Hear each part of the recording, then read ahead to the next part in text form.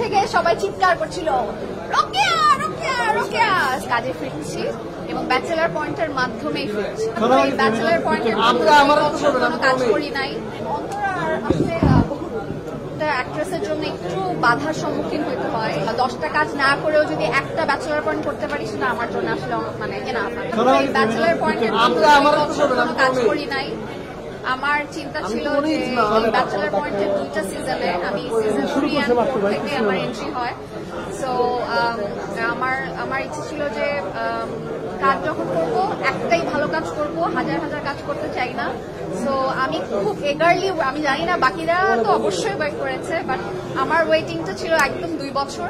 আপনারা সবাই আমার কাছে জানতে চেয়েছিলেন যে আপু কবে কাজ করবেন, নতুন কাজ করছেন না কেন, আপনাকে কাজ করতে দেখি না কেন। সো এই প্রশ্নের উত্তর দিতে দিতে আমি টায়ার্ড হয়ে গিয়েছিলাম। সো ফাইনালি এটার উত্তর আমি দিতে পারছি যে আমি কাজে ফিরছি এবং ব্যাচেলার পয়েন্টের মাধ্যমেই ফিরছি। এটা বলতে পেরে আমার খুব শান্তি লাগছে। সবচেয়ে মজার যেটা ছিল, আমরা যখন নোয়াখালী যাই, আমি যখন প্রথম অন্তরার ক্যারেক্টারটা করার জন্য নোয়াখালী যাই পুরা ফুল টিম, সো তখনও তো রোকেয়াকে তো এখন পর্যন্ত ব্যাচেলার পয়েন্টে দেখানো হয়।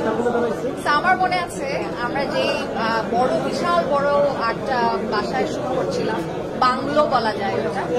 তো আমি আর কাবিলা যখন শুট করছিলাম, আমার পিছন সাইডটা সবাই দেখতে পাচ্ছিল এবং যেখানে শুটিং হচ্ছিল ওটার পিছনে গাছে আশেপাশে রেলিং এ মানে লিটারালি বানরের মতো মানুষ ঝুলে ঝুলে আমাদের শুটিং দেখছিল এবং দূর থেকে সবাই চিৎকার করছিল রোকেয়া রোকেয়া রোকেয়া। তো সবাই ভাবছিল যেহেতু নোয়াখালীতে শুট হচ্ছে এন্ড রোকেয়াকে কখনো দেখাই নাই এন্ড আমি ঘোমটা টোমটা পড়াচ্ছিলাম। সো অ্যাট ফার্স্ট আমাকে সবাই ভেবেছিল আমি আসলে রোকেয়া, বা এখনো অনেকে ভাবে, অনেকে আমার ফেসবুকে লেখে যে রোকেয়া রোকেয়া, বাট আমি আসলে রোকেয়া না, আমি রোকেয়ার ফ্রেন্ড অন্তরা। সো ওই এক্সপিরিয়েন্সটা খুবই মনে হয়।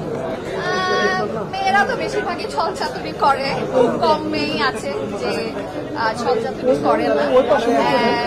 অন্তরা কিন্তু দুষ্ট হলেও সে কিন্তু শুভকে আসলে ভালোবাসে। আপনারা দেখছেন কিনা আমি জানি না ওই পর্বটা, যে পর্বটাতে ওদের মধ্যে একটু হাতাহাতি হয়, মারামারি হয়, এরপর কিন্তু অন্তরা নিজেই শুভকে বলে যে she wants to marry Shubho. So একটা মেয়ে যদি দুষ্ট হইতো তাহলে তো সে বিয়ে করতে চাইতো না এবং সে এত কষ্টও পাইতো না শুভর সাথে ব্রেকআপ হলে। সো আমার মনে হয় যে অন্তরা আসলে এটা একটা সিক্রেট। এবং একটু আগে আমি আমার ফেসবুক পেজে একটা ভিডিও শেয়ার করেছি, ওটা অনেক ভাইদেরই পেজ থেকে শেয়ার করেছি। পাশা ভাই বলছে যে অন্তরার সাথে তাকে পরিচয় করায় দিতে। সো লেটস সি, সেটা জানার জন্য আমাদেরকে আসছে দুষ্ট ছেলে। এটা আসলে আমি একটা জিনিস ফিল করেছি, যেটা হচ্ছে যে অন্তরা হওয়ার পর আমি যখন নাটক করেছি, আমার 10টা স্ক্রিপ্টের মধ্যে 9টা স্ক্রিপ্টই ওরকম 2 নাম্বার, মানে অন্তরা যেরকম টাঙ্কিবাজ, ফ্লার্ট করে, এই করে ওই করে।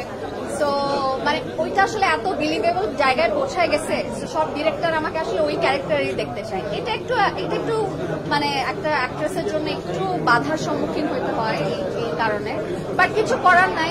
আমি তাও বলবো যে I still love to being Antara.